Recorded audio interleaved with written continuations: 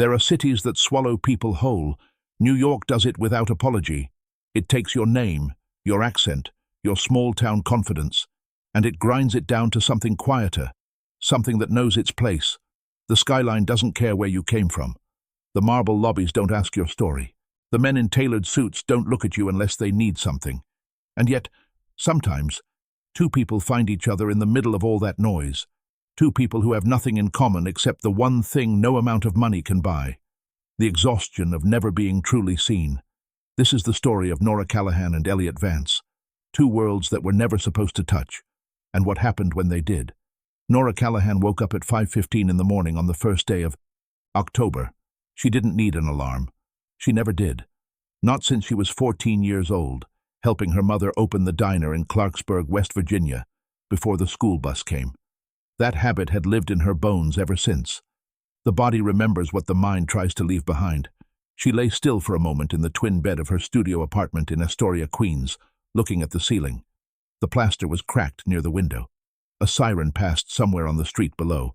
Outside, the sky was the color of old pewter, not dark enough to be night, not bright enough to promise morning. She thought, "You asked for this, Nora. You packed a single duffel bag and a box of books, and you drove 14 hours on the interstate, and you told yourself you were done being small. So get up." She got up. The apartment was 240 square feet of everything she owned in the world. A bed, a desk, a hot plate, a bathroom the size of a closet, and a window with a view of someone else's fire escape. On the desk, a stack of hospitality management textbooks, a notepad covered in her own handwriting, and a photograph of her mother standing in front of the diner, squinting into the sun, wearing the apron she always wore on Sunday mornings. Nora took a shower, pressed her blouse until there were no wrinkles, polished her shoes, black flats, 3 years old, still good, until they held a faint shine, pulled her dark hair back with 2 pins, and looked at herself in the mirror above the bathroom sink. She looked like herself. That would have to be enough. She left the apartment at 6:20, walked 4 blocks to the N train, and rode it into Manhattan, standing up the whole way, holding the overhead bar, watching the other passengers. A woman in scrubs reading a paperback. A teenager with headphones so loud Nora could make out the bass line from 3 feet away. A man in a delivery uniform asleep against the door, his chin dropping slowly toward his chest. New York, she thought. 7 million stories, all of them happening at the same time, none of them paying attention to each other. She changed trains at Times Square, took the one uptown, and emerged from the subway at 57th Street into cold air and pale morning light. The buildings here were different from Astoria, glass and steel, deliberate and cold, built to make you feel small on purpose. She straightened her back and walked north. The Vance Tower rose 42 stories above 58th Street and Park Avenue. Nora had looked it up the night before. She'd looked up everything.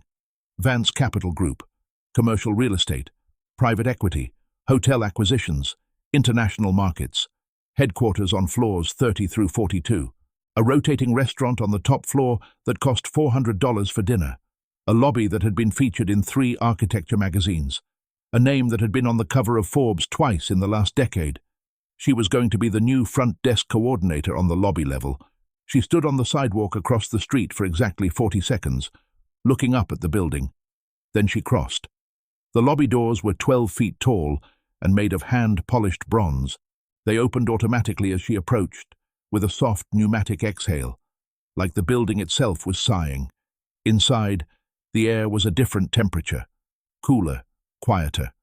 The floor was white marble veined with pale gold, so clean it reflected the recessed lighting above like water. The ceilings were 15 feet high. At the far end, past a low arrangement of white orchids on a round table, were the elevator banks, 6 of them, polished steel doors, silent as held breath. 3 security guards stood at stations near the entrance, wearing dark charcoal uniforms. They moved with the practiced stillness of people trained to be present without being noticed. A woman in a tailored grey blazer walked past, carrying a leather portfolio without looking up. A pair of men in suits spoke in low voices near the orchid arrangement, gesturing at a document. Everyone moved as if they had always belonged there. Nora walked to the front desk, a long curved structure of dark walnut and frosted glass, and stood before it. There was no one behind it yet. A clock on the wall read 6:52. She was 8 minutes early. Good. She set her bag on the floor and looked around the lobby slowly, methodically, the way she'd been trained to assess a room. Sightlines, traffic patterns, natural gathering points, potential bottlenecks. Her last job had been managing the front desk of a mid-tier hotel in Midtown. 230 rooms, a business center, a rooftop bar. And before that, 3 years as a hospitality coordinator at a convention center in Charleston. She knew how lobbies worked. She knew what a lobby needed. She just had never been in one quite like this. You belong here, she told herself quietly. You earned this. You interviewed 3 times. They called you back. You belong here. She almost believed it. You must be the new one. The voice came from her left. She turned. A man was emerging from a door marked Staff Access. Late 50s, stocky, with the kind of face that looked like it had been used for something.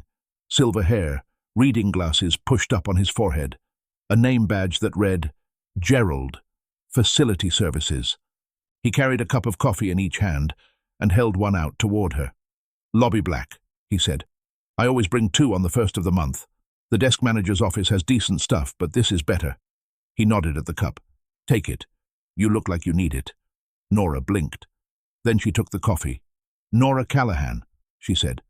Gerald Mays, he said. I've been running facilities in this building for 11 years. Before that, 16 years at the Waldorf. I know who matters and who doesn't, and I'm telling you right now, the front desk matters more than any of the 42 floors above it. He sipped his coffee. You'll figure that out. What floor did you come from? Hotel side, she said. Hospitality and front of house. He nodded, satisfied. Good. Better than the ones who come from finance and think they're slumming it. He glanced at the lobby doors. Gets busy by 8. The first hour, most mornings, it's quiet. Watch the room. Learn which executives like acknowledgement and which ones want to be invisible. The ones on 38 and above, mostly invisible. They don't want eye contact before 9. He paused. Except Vance. He doesn't care either way. Vance, she repeated. Elliot Vance, the owner. Gerald said it the way someone might say the son, not with awe exactly, but with the assumption that everyone knew what it was. He comes through maybe twice a week, sometimes more, sometimes less. Doesn't announce it. Security knows when he's on his way, but they don't always tell the desk. He looked at her over the rim of his cup. When he walks through, people tend to get a little strange, just so you know. Don't let them make you strange too. Strange how? Gerald gave a small, dry smile. You'll see, he said. And then he went back through the staff door, and Nora was alone again. She stood behind the desk, wrapped both hands around the paper coffee cup, and looked at the lobby. The orchids, the marble, the silent elevator banks, the soft wash of light from above. You belong here, she thought again. The clock read 6:59, and then the doors opened, and the morning began. The first day passed in a rhythm of controlled chaos. By 8:30, the lobby was moving the way a lobby moves when there is real money in the building. Not hurried, never hurried, but constant. Executives and their assistants, couriers who had clearly been briefed on how to behave, board members from other firms arriving for meetings, their body language performing a very specific kind of confidence. I have money, but not as much as the people I'm meeting. Nora learned the system fast. She always had. Her supervisor, a precise woman named Dana, who wore her blazer like a second skin, walked her through the access protocols, the visitor management software, the NDA procedures for certain floors, the way to handle the distinction between expected guests and walk-ins. Dana spoke in complete sentences and never repeated herself, which Nora respected enormously. By noon, Nora had processed 43 visitors, rerouted 2 misdirected couriers, handled 1 minor dispute between a delivery driver and a security guard, and memorized the names and office floors of 11 regular executives who had come through the lobby before 10. At lunch, Gerald appeared again, not with coffee this time, but with a turkey sandwich from the staff kitchen in a paper bag, which he set on the corner of the desk without comment. She looked at it, then at him. First days are long, was all he said, and walked away. She ate at the desk. It was a good sandwich. The afternoon was quieter. A man from accounting came by to introduce himself and looked at her desk setup with the air of someone cataloging a minor adjustment to the building. A woman in a striking red coat swept through at 3, nodded at Nora without slowing down, and took the elevator to 39, and every head in the lobby turned slightly in her wake. "Who was that?" Nora asked Dana, who had appeared beside her. "Victoria Crane," Dana said, in a tone that managed to communicate both the answer and the clear signal that no further questions were needed. By 4 o'clock, Nora was tired in the good way. The way that meant the day had been real, had required something, had used her up appropriately. She was beginning to feel the shape of the place, the rhythms of who came when, who needed what, which security guard was the one to ask when something was unclear. She did not meet Elliot Vance on her first day, or her second, or her third. She began to wonder if he existed, or if he was simply a name the building organized itself around, a gravitational center that never appeared in person. And then came Thursday morning, 8:47, a week after she'd started, on a day when the sky outside was the color of slate, and the first cold front of autumn had pushed temperatures down into the high 40s. She was at the desk, processing a visitor badge for a man from a Tokyo-based investment firm, when Gerald appeared at her peripheral vision, not through the staff door this time, but from the lobby entrance, moving faster than she'd ever seen him move. He stopped at the edge of her desk and said, quietly and without looking at her, "He's coming." Nora glanced up. "Who?" But Gerald had already straightened and moved 2 steps to the left, and she noticed, in the span of a single breath, that the lobby had changed. It was subtle. Nothing shouted. No one ran. But something passed through the room like a current. Shoulders straightened almost imperceptibly. Conversations paused for half a second before resuming. The security guards near the door adjusted their posture. The woman from accounting who was passing through on her way to the elevator stopped, then changed her route entirely to be slightly more visible. The lobby didn't move differently. It arranged itself. And then the door opened. Elliot Vance was not what Nora had expected. She'd looked him up, of course. She'd Googled him that first week, seen the Forbes profile from 2 years ago, the image of him at some gala in a tuxedo, very deliberately composed, handsome in a way that seemed like a strategic advantage rather than an accident. Dark hair, a jawline that editors clearly loved, the particular posture of a man who had stood in front of cameras enough times to know exactly how to stand. The man who walked through the lobby doors looked like that man's more tired, more private version.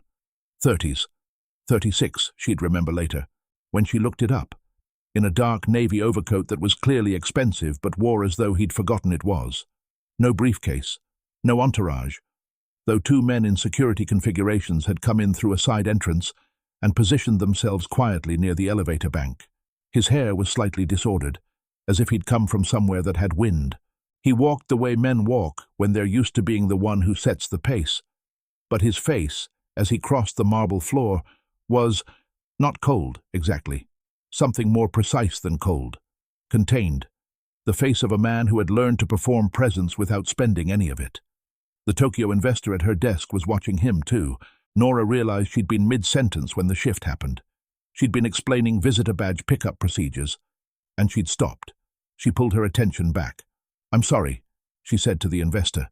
"You'll need to sign here, and the badge will be active until 4 p.m. She slid the form across the desk.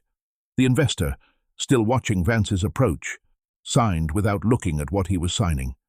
Elliot Vance stopped at the far end of the desk, the end nearest the elevators, and set a hand flat on the walnut surface. He glanced at the screen on his side of the desk as if checking something, then looked at Nora. She met his eyes. He said, "Is there an override request under Meridian Partners for Conference 12? His voice was level, unhurried. The question was direct and specific, and he asked it the way a person asks a question when they want an actual answer, not a performance. Nora checked the system. "There's a room reservation under Meridian, but it's flagged pending. The AV team hasn't confirmed setup. The request was put in yesterday at 3. He frowned. Small, controlled. "That should have been confirmed last night. "I can follow up with AV now if you need it done before the meeting." He looked at her again, just a beat longer this time, as if he was recalibrating something. "Yes," he said. "Please. I'll have confirmation sent to your office by 9. He nodded once, then turned and walked toward the elevator bank. The doors opened before he reached them. His security team had clearly pressed the call button. He stepped in. The doors closed. The lobby exhaled. The Tokyo investor cleared his throat. Nora passed him his badge. "Thank you for your patience," she said. It was 8:49. She picked up the phone and called AV, but what she didn't know, what she couldn't have known, was that Elliot Vance had paused for exactly 2 seconds inside the elevator, before the doors closed, looking back at the front desk. Because in 11 years of walking through this lobby, no one behind that desk had ever simply answered his question like that. No one had skipped the fluster, the over-eager helpfulness, the slight tremor of recognition. No one had just worked, and he couldn't decide if that was refreshing or unsettling. He decided, standing in the elevator as the floors began to climb, that he would think about it later. He didn't. He couldn't stop thinking about it. She didn't find out who he was until Friday afternoon. It was Gerald, leaning against the desk at 3:30 with a cup of tea he'd made in the staff kitchen, looking at her with the quiet amusement of a man waiting for something to land. "You handled the Vance interaction well yesterday?" he said. Nora looked up from her screen. "The conference room thing?" It was a straightforward request. AV confirmed by 8:58. She shrugged. He seemed like he wanted it handled, not narrated. Gerald was quiet for a moment. "You know who he is?" he said. It wasn't quite a question. "I know he owns the building," she said. "I looked him up the first week. And yesterday." She thought about it. "I don't know," she said honestly. "He asked a clear question. I answered it. Should I have done something differently?" Gerald took a sip of his tea. "No," he said. "Most people lose about 30% of their competence when he walks through. You didn't." He paused. "That's rarer than it sounds." She considered that. "I grew up in a diner," she said. "Everybody's somebody when they're hungry. Everybody's just a person when they need help." Gerald looked at her for a long moment. Then he said, "West Virginia? Born and raised. Long way from home." That was the idea. He nodded, set his cup down, picked it up again.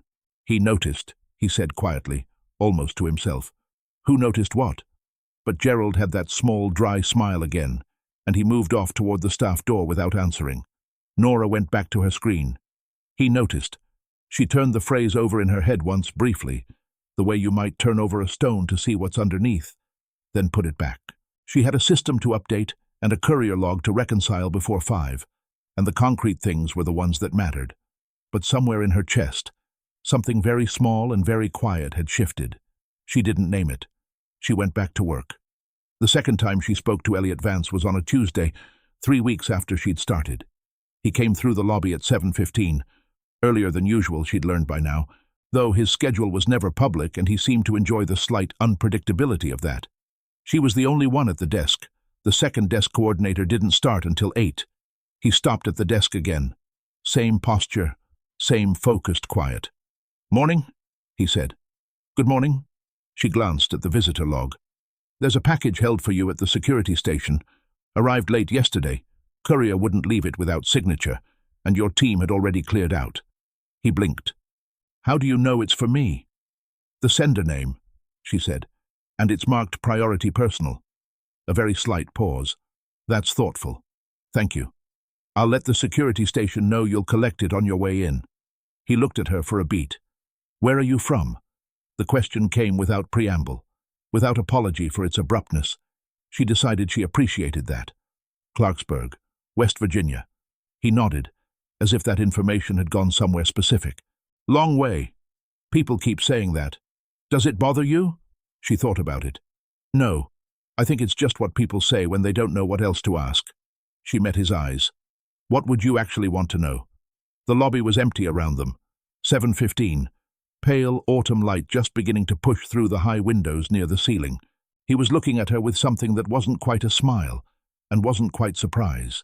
Something more careful than either of those things. "Why New York?" he said. "It was as far as I could drive without crossing water," she said. He was quiet for a second. Then, "Fair." He collected his package from security. Nora watched him go. Later, she thought, that was a real conversation. She wasn't sure why that surprised her, except that something about the building made you expect that real things didn't happen here, that everything was performance and calculation, and that conversations were information exchanges dressed up in social form, and yet that one had felt different, direct, like two people actually talking. She pulled up her visitor log and kept working. What she did not see was Elliot Vance on the 38th floor, pausing outside the elevator as the doors opened, standing there for a moment before stepping out, as if the momentum had been disrupted by something he couldn't quite categorize. As far as I could drive without crossing water. He thought about that, more than once, over the next several days. Victoria Crane arrived in Nora's life the way all beautiful dangers arrive, precisely and with perfect timing. It was the 4th week of October, a Wednesday, mid-afternoon. Victoria came through the lobby in a cream cashmere coat this time, her dark hair pulled back in a way that looked effortless and cost $300 to maintain. She paused at the front desk, not because she needed anything, Nora would realize later, but because she was performing an audit. "You must be the new front desk," Victoria said. She said it the way someone might say you must be the new houseplant. Not unkind exactly, just placing a thing in its category. "Nora Callahan," Nora said. "Can I help you with something?" "Just saying hello." Victoria's smile was warm in the way that lobbies were warm, designed to make you comfortable in a space you didn't own. "I'm Victoria Crane, 39th floor. I come through most mornings." "I know," Nora said. "Wednesday and Fridays, usually. Sometimes Monday if you have an early call." Something flickered across Victoria's face. Brief, recalculated. "You pay attention. It's the job." "Of course." Victoria tilted her head. "Where did you work before?" "Midtown Hotel. Convention Center before that." "Hospitality background," Victoria said, in a tone that organized the information neatly into a file labeled "different from us." "That's lovely. It shows in the quality of the service." She said it sincerely enough that someone not paying attention might have missed the blade in it. "You'll do very well here, I'm sure." She went to the elevator. Nora watched her go. She thought, that was a very polite way to tell me where I belong. She also thought, I've met women like that before. Back home we called them church polite. Smile to your face. Talk to God about you later. She went back to work. But something had already started. Nora didn't understand it at first. She became aware of it in increments, the way you become aware of weather changing. First a smell, then a shift in pressure, then finally the clouds. The way the second desk coordinator, a young woman named Priya, had begun to watch Nora slightly differently since the previous week. The way 2 women from the 32nd floor, who usually paused to chat when they picked up visitors, had started having those conversations just out of Nora's earshot. The way one of the senior assistants had asked, with a smile that was trying too hard, "Is it true Mr. Vance has been stopping by the desk?" "He comes through the lobby," Nora said. "Everyone comes through the lobby." "Right, yes." The smile stayed fixed. Of course. She understood then. Someone had been paying attention. She tried to think through what there actually was to notice. A few brief exchanges. A package she'd flagged correctly. A 7-minute conversation on a quiet morning about where she came from. Nothing. Nothing worth a conversation on the 32nd floor or a question with a smile that was trying too hard. But this was a building where who you spoke to was currency, and apparently she had been spending it without knowing she was being watched. "Don't let them make you strange," Gerald had told her, that first morning. She was beginning to understand what he'd meant. October ended. November arrived like a door slamming shut. The first Wednesday of November, Nora worked until 7. A late board meeting on the 38th floor had created a ripple of logistics that kept the front desk active well past 6. Visitors who needed their badges extended, a car service that hadn't shown up, a security protocol issue that required 3 phone calls to resolve. Dana had left at 5, which meant Nora handled it alone, and she handled it cleanly. At 7:10, she locked the desk, collected her coat and bag, and walked out through the lobby into rain.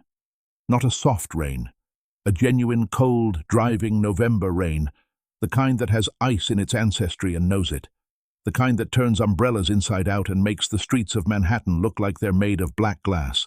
She stood under the building's awning and looked at it and thought, I don't have an umbrella. She had one. In the apartment in Astoria, on the hook by the door, where she had looked at it this morning and thought, it won't rain today. The wind pushed a sheet of water under the awning, cold against her ankles. She pulled out her phone and checked the subway. The N train was running with delays. The queue was suspended. She pulled up the rideshare app. Surge pricing, 43 minutes. She stood in the rain for a long moment doing the calculation. She could wait. She had waited for worse things. Going far? She turned. Elliot Vance was standing 3 feet from her, under the same awning, in the same navy overcoat he'd worn the first time she'd seen him. He was dry, which meant he'd come from inside, not from the street. He had his phone in one hand and was looking at the rain with the expression of a man who found it mildly inconvenient rather than catastrophic. "Astoria," she said. "Queens. That's where Astoria is, yes." He looked at her briefly. That recalibration again. That very slight pause. "I have a car coming in 4 minutes. I can have it take you." She looked at him for a moment. It was a generous offer. It was also the kind of offer that came wrapped in complications she wasn't sure she wanted. "I'll be fine," she said. "It's going to get worse," he said. "The system's moving in from the north. There's another 2 hours of this minimum." "How do you know that?" "I own 3 properties on the eastern seaboard. I check weather reports." A pause. "Daily." She almost smiled. "That's a lot of weather to track." "It is." He looked at the rain again. "The offer stands. It's not complicated. The car goes through Queens on the way. Driver takes that route sometimes anyway." She looked at him. He was not performing anything. He was not being charming in the calculated way of men who want something. He was standing in the rain under an awning making a practical observation. The offer wasn't wrapped in anything. It was just an offer. "Okay," she said. "Thank you." The car arrived in 3 minutes. A black SUV, very quiet, very clean. The driver nodded at Elliot with the familiarity of a professional relationship measured in years. Elliot held the door for her. Not the performance of holding a door, just the action of it, unthinking. And she got in, and then he got in on the other side. They rode in silence for a while. The rain on the windows made a soft, continuous percussion. The city outside was all reflections and taillights, smeared and beautiful. After a few blocks, he said, "You worked late tonight. The board meeting ran long." "I know. I was in it." He looked at the window. "You handled the car service issue at 6:20. She turned to look at him slightly. "You knew about that?" "Security logs. I was reviewing them upstairs while the meeting ran over." He paused. "You did the right thing. Escalated when you needed to. Resolved without making it a bigger issue than it was. It wasn't complicated. Most people make it complicated." He said it simply. Not as a compliment designed to get something. As an observation about a fact. She was quiet for a moment. The rain continued its conversation with the windows. "What's it like?" she said, "being the person everyone in that building is organizing themselves around?" He was quiet for so long that she thought she'd overstepped. Then, "Exhausting." One word. Flat and honest. "I'm sorry," she said. "You don't have to apologize for asking a real question." He looked at her. "Most people don't. They ask questions they already know the answer to because they think I want to hear the answers. Or they don't ask at all. Is that what you wanted? For people to ask?" He considered it. "I wanted to be in rooms where someone might occasionally surprise me." He looked back at the window. "That happens less than you'd think." She didn't say anything for a moment. The car moved through Queens. The streets emptier now. The rain still coming. "I grew up in a diner," she said finally. "My mother owned it. I worked the counter from the time I was tall enough to reach it. The thing about a diner is, everyone comes. Truck drivers, teachers, the mayor's cousin, the woman who just got out of the hospital and has nowhere else to go. They all sit at the same counter." She paused. "Nobody asked who anyone else was. They just talked." She looked at him. "I think what I missed most, when I left, wasn't the place. It was that." He was looking at her now. Not the look of a man assessing. Something more unguarded than that. "What did you leave?" he said. "Everything that was keeping me from becoming who I wanted to be," she said, "which also happened to be everything I loved." Silence. Then, quietly, "I understand that." She thought, "I believe you." The car stopped on her block. She got out, thanked the driver, turned back to say goodnight through the still open door.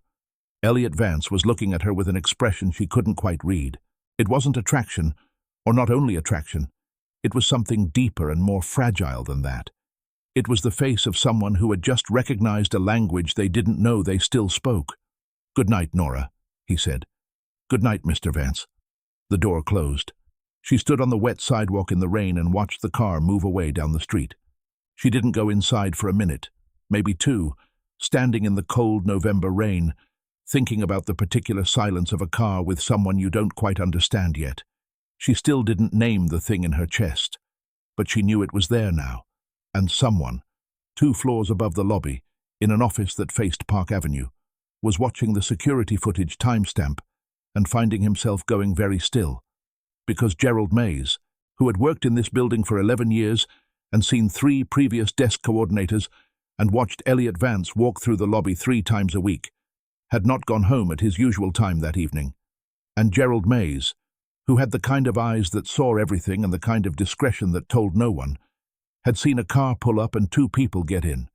And Gerald Mays, who was an intelligent man, had put the morning conversations and the direct exchanges and the small, deliberate attentions together into a single picture that didn't need narrating. He went home without saying a word. But the building, as buildings do, had started paying attention. By the 2nd week of November, Nora was aware of something she could not precisely name and did not know how to address. It lived in the half-second pauses, the look Priya gave her when she came back from her morning break and found Nora at the desk, normal as ever, doing her job. The way the senior assistant from 32 now smiled at her with more calculation in it than warmth. The way one of the women from legal, waiting for a visitor, had let her gaze settle on Nora for just a moment too long while talking quietly to her colleague. Nothing was said to her directly. That was the particular sophistication of it. No one confronted her with anything because there was nothing to confront. She had done nothing. She had answered a question in a lobby, spoken to a person in a car, been dropped off in her own neighborhood in the rain. These were not events. They were only events if you decided to make them events. And someone had decided. She found out on a Thursday, in the break room on the mezzanine level, when she walked in on 2 coordinators from Human Resources mid-sentence and watched their conversation stop the way conversations stop when the person being discussed walks into the room. One of them looked flustered. The other, she was better at it, smiled smoothly and said, "Oh, Nora, we were just talking about the holiday rotation schedule. Are you staying in the city for Thanksgiving?" Nora looked at her for a long, quiet moment. "Yes," she said. She got her tea. She left. In the elevator back down, she thought, this is the part where some people quit. She understood the instinct. It was a reasonable response to an unreasonable situation, to be watched and discussed and evaluated not for your work, but for your proximity to a name. It was the kind of pressure that was difficult to fight because it had no shape, no source you could point to, no allegation you could answer. The easy thing would be to put distance between herself and the front desk, to request a shift change, to stop meeting his eyes when he came through and just process badges like furniture, like the building expected her to. That would make it quieter. It would also make her a person who let invisible pressure change the shape of who she was. She got back to her desk and spent the rest of the afternoon doing her job exactly as she would have done it on any other day. Precisely, without fanfare, without error. At 4:30, Victoria Crane came through on her way out. She stopped. "Nora," the smile again, warm, well-positioned. "You look tired. Long day?"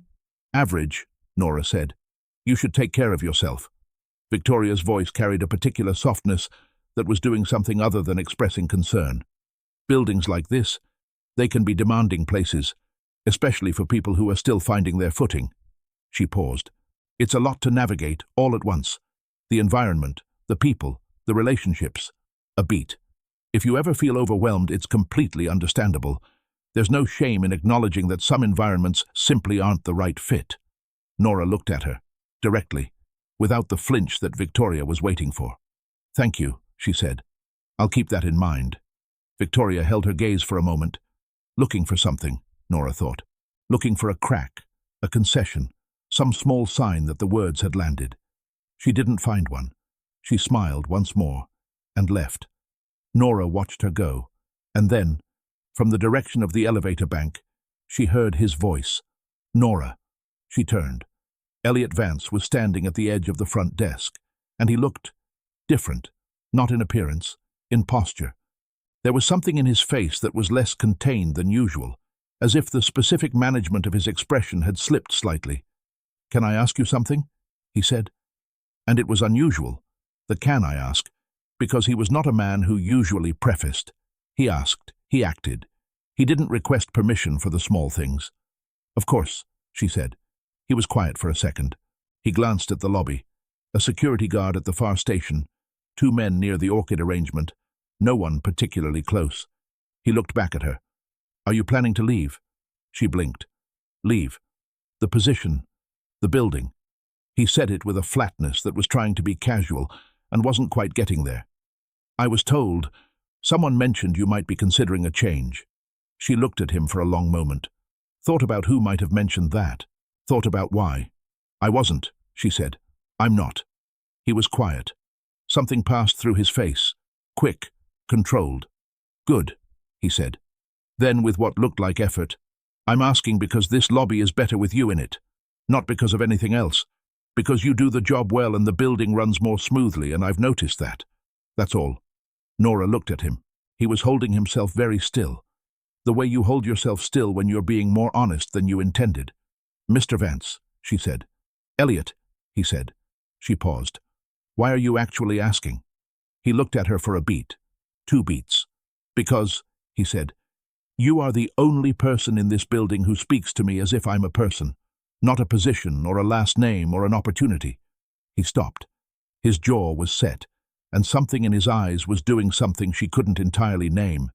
And I don't want to lose that, even if I'm not sure what to do with it. The lobby was very quiet. Nora thought, there it is. There's the real thing under all the marble. She said, I'm not going anywhere. He nodded once, composed himself, the container reassembling slightly. Good, he said again. And then, after a moment, thank you. He went to the elevator. The doors opened. He stepped in. The doors closed. Nora stood at the front desk in the white marble lobby and felt something expand in her chest, something that had been very carefully and deliberately kept small and had just gotten away from her. One moment. One real moment. She turned back to her screen and kept working, but she was not, any longer, the person she'd been 5 minutes ago. And what she didn't know yet, what she wouldn't know until much later, was that Elliot Vance had said those words to no one, in no building, in no conversation, in 11 years of walking through lobbies and boardrooms and galas and investment meetings and 100 other spaces where everyone wanted something and no one asked him what he needed. He had not planned to say them, but they had needed to be said, and now they were said. And from the corridor near the staff access door, Gerald Mays held his tea and said nothing, and smiled to himself like a man watching something move in the right direction for once. Nora found the envelope on her desk on the Friday before the 3rd week of November. It was cream-colored, sealed, with her name written on it, in what she would come to recognize as his handwriting. Clean, definite, no unnecessary flourishes. Inside, a single card, heavy stock. It read, The Vance Foundation Annual Benefit, Gala and Auction, November 18th, the Plaza Hotel, 8 p.m. I would like it very much if you would come. E.V. And below that, in slightly smaller print, almost as an afterthought, you don't need to wear anything particular. Just come as you are. She read it 3 times. She put it back in the envelope. She thought about it for the rest of the day. She called her mother that evening, which she did every Sunday, but was doing now on a Friday because she needed the voice. Her mother, whose name was Ruth, and who had run the Clarksburg Diner for 22 years, and who gave advice the way she made pie. From scratch, with whatever was actually in the kitchen, listened to the whole story without interrupting. Then she said, Do you want to go? Nora thought about it. I think so, yes. Then go, Ruth said, and don't you spend 1 minute feeling like you don't belong there. You've been paying your way since you were 14 years old. You've earned every room you've ever walked into. It's a gala, Mama. At the Plaza. I've seen the Plaza on the television, Ruth said. It's just a hotel. A very expensive hotel, but a hotel. They clean rooms there just like anywhere else. A pause. Do you have something nice to wear? I'll figure it out. You always do, Ruth said. That's been true since before you could reach the counter. She didn't transform. That was important to her. In the days between the envelope and the 18th, as she thought about it, that was the thing she kept returning to. She was not going to the gala to become something. She was going as herself. She found a dress at a consignment store on the Upper West Side. Dark green, simply cut, long enough to be elegant. Not so much fabric that it wore her instead of the other way around. She already owned shoes that worked. She did her hair the way she always did it, with the 2 pins, except she left it slightly looser. She got ready in her apartment in Astoria, looking at herself in the bathroom mirror, And she thought, this is who you are. You're going to walk in there as who you are. She took the N train to Fifth Avenue. She walked into the plaza at 7:58. The ballroom was everything. White flowers in arrangements taller than people, chandeliers so large they seemed like geographic features. 300 people in tuxedos and gowns that cost more than her car, moving in the elegant choreography of a world that had been rehearsing itself for decades. A string quartet at the far end of the room, waiters who materialized and disappeared with a precision that suggested military training. Nora stood just inside the doors, adjusted the strap of her bag, and let herself see the room for what it was. A room. Large, beautiful, expensive, but a room. She saw Victoria Crane first. Victoria was across the ballroom in a gown the color of champagne, speaking to a group of 3 men, and she happened to turn at the precise moment Nora walked in. The expression that crossed Victoria's face was brief and very carefully controlled. Surprise, recalculation, and then the smooth reset of the smile.